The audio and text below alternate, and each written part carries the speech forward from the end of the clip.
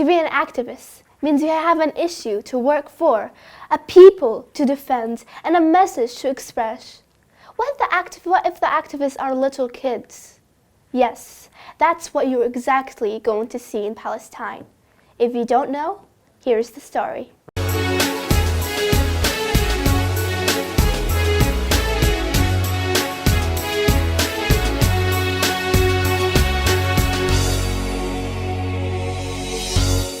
Welcome to you in the new episode of our program, Palestinian Kids Talk, with me, Nadine Abdulatif, in which we will show you the daily life of the Palestinian children.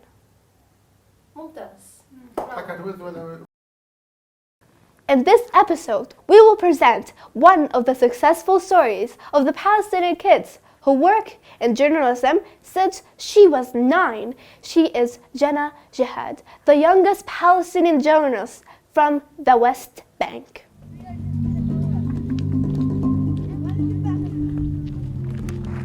With 1 million Palestinians now having access to the internet, and despite being under occupation, social media is the one place where they feel they have a voice.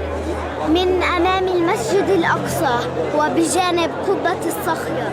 يا رب اجعل فلسطين سلاما وأمانا من أمام مسجد الأقصى. جناس جهاد فلسطين المحتلة القدس.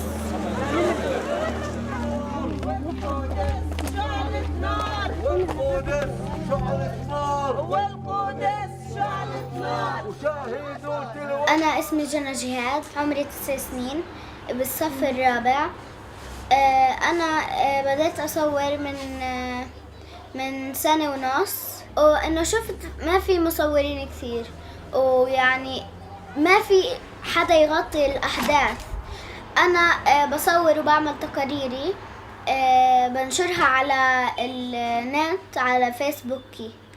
هم 5 مواقع تواصل اجتماعي مثل الفيسبوك والتويتر والسكايب والانستغرام وسناب شات واليوتيوب، وكمان كتير أشياء غيرهم. ويعني الانتفاضة الثالثة هي كلها تكنولوجيا حديثة، وكلها في المواقع التواصل الاجتماعي بنشروا فيها إنه خبر هيك صار وخبر هيك صار، إنه هي صارت يعني أساس بتعطي الأخبار وبتعطي إنه عشان تعرف كل إشي. أنا بعتبر حالي من صحفيين تاعون الانتفاضة الثالثة، لأني قاعدة يعني أنا عشت هالانتفاضة الثالثة وقاعدة بعيش فيها، يعني لأنه أنا قاعدة بتربى في هيك جو وقاعدة بعيش فيه، فكيف يعني بديش أكون من صحفيين اللي في الانتفاضة الثالثة قاعدين بصوروا وبغطوا وبيعملوا تقارير إخبارية وبنشروها لكل العالم. يناضلون من أجل دولتهم، يناضلون من أجل حياتهم. هنا قرية النبي صالح رفع علم فلسطين فيها. من قرية النبي صالح، جناس جهاد، فلسطين محتلة. Thank you, Jenna. Can you tell us a little more about you and how did you inspire yourself to be a journalist? Of course. Thank you so much. I'm actually very happy to be talking to you guys. I started journalism at the age of 7 when I realized that there were not enough journalists who were covering the things that were happening specifically in my village, Nabi Saleh. Since, I've been living my whole life under the Israeli occupation, witnessing people get murdered in front of me, witnessing my family members get arrested, waking up on the sounds of gas canisters bombing near my window. Every time I want to go to school, I would be stopped by Israeli checkpoints, preventing me from going to my school or restricting my movement. As a 7-year-old, I had so many of these feelings. I had so much anger, so much sadness, because I knew that Palestinian children were not living a normal life. I was always living in fear. I was always feeling unsafe. And all that was only due to the fact that I'm Palestinian, which is not something that I can control. So I was trying to find any way that I could possibly send all these feelings that I felt, knowing that so many hundreds and millions of Palestinian children are feeling the same way. They are witnessing stuff that they shouldn't be witnessing. They are going through stuff that no child around the world should be going through. So at a certain point, during one of our demonstrations, we used to have weekly demonstrations in Nabi Saleh against occupation and settlements in general. During each Friday, one of the Fridays, I just grabbed my mother's phone and started recording and talking about what was going on in front of me, and how it was like, during demonstrations, Palestinians would just march and hold flags, and then the Israeli occupation forces would be standing in the street and start trying to suppress all the protesters by shooting canisters and bullets. So many people were getting injured and arrested. So I was just filming that, and I think like a month later, my mom found maybe like 4 videos in her phone and then posted them. And then after that, I got a lot of responses internationally where people just were responding in a way that they never even knew that this was actually going on in Palestine. They never knew that this is how the Palestinian children are living on a daily basis. So yeah, and I guess here I am still recording and trying to send the message of the Palestinian children and the feelings and the stuff we go through on a daily basis because of this Israeli military occupation as much as possible. Thank you, Jenna. Can you now tell us a little more about the topics that you were very interested in as a journalist? I mean, generally, I don't exactly focus on one topic. I usually just try to film the stuff that I go through as a Palestinian child. And most of the videos, if you go to my page, they're usually just live recordings of, for example, when the Israeli occupation raids our houses in the middle of the night, during the night raids, tries to arrest my friends, my family members, me going to my school and having to go through an Israeli checkpoint. I would film that during a demonstration, during any, type of anything that could happen in our lives that is related to the Israeli occupation. I try to film that as much as possible because, as we know, the Israeli occupation affects our lives as Palestinians from every single aspect we could possibly imagine. So I usually film and try to concentrate on all these aspects and try to show the world our daily lives under this occupation. That is great and amazing. But are you satisfied with your job as a child and as a kid? Yes, of course. I mean, being a Palestinian child living under the Israeli occupation means that the occupation violates both your rights, like most of our fundamental rights, and also they violate our childhood. As a Palestinian child, the earliest memories I could possibly think of are witnessing the murder of my cousin Mustafa when I was 5 years old, and these were the stuff that no child around the world has to go through, and these were the stuff that took our childhood away from us. Even at the point where we as Palestinian children would try to live our childhood, whenever me and my friends would go and try to play soccer in the streets of Nabi Saleh, and an Israeli occupation soldier would see us, they would start shooting at us, and it happened several times. So it's more of the fact that we are not allowed to live our childhood, and trying to find ways where we would at least give this childhood back to this generation, or even help the next generation to not live the childhood that this generation, have lived and the generations before us have been living, is one of our main goals. Of course, being a journalist, as a child, I always wanted to be a soccer player, or a painter, or a doctor, something like that. I wanted to be a lot of things, but since we are living under the occupation, I always tried to find different ways that could help me resist in the most strongest way possible.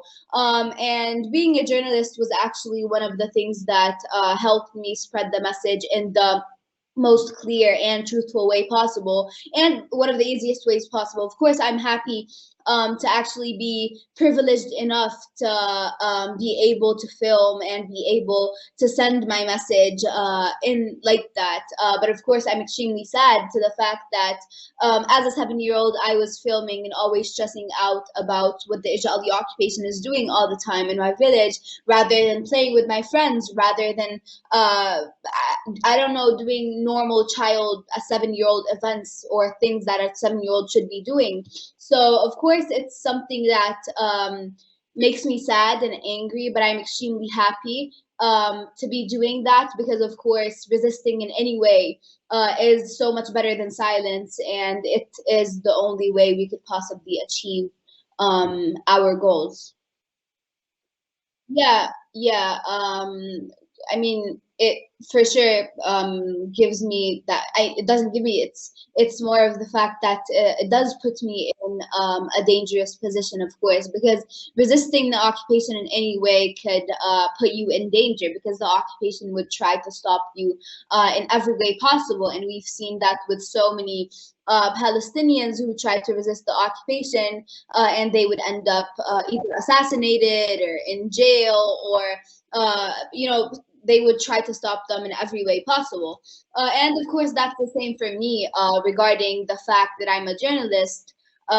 Some people would think that journalism could actually bring me a sense of like safety with my camera, knowing that I could film everything, etc. But no, regarding the Israeli occupation, whenever they see someone trying to film them or trying to actually expose their crimes that they commit on a daily basis, you would be a very important target for them. I mean, I've gotten my camera taken away, I was beaten, I got my camera broken several times.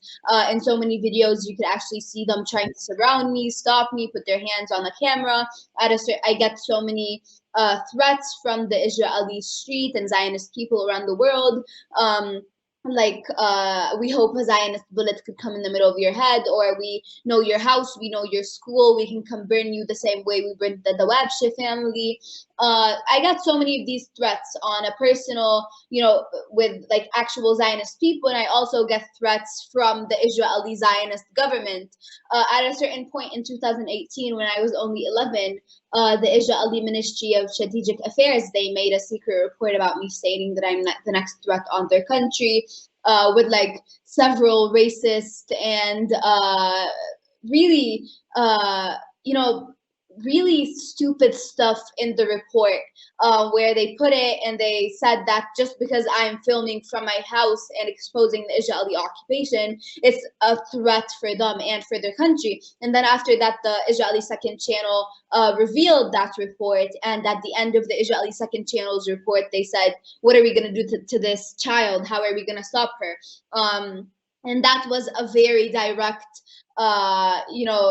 giving the Israeli Zionist people a direction on like, we need to do something to stop her. And after that, of course, I got several threats. Whenever Israeli occupation forces would stop me at checkpoints and know me, they would stop me for hours. I was at a certain point interrogated during my way back from Jordan, because we don't have an airport. Of course, the Israeli occupation demolished or have taken over most of our all of our airports in Palestine. So we have to go through an actual land border between Palestine and Jordan to actually be able to go anywhere. So on my way back from Jordan, I went to Jordan when I was 11 years old, and then came back when I was 12. I was 12 in 4 days.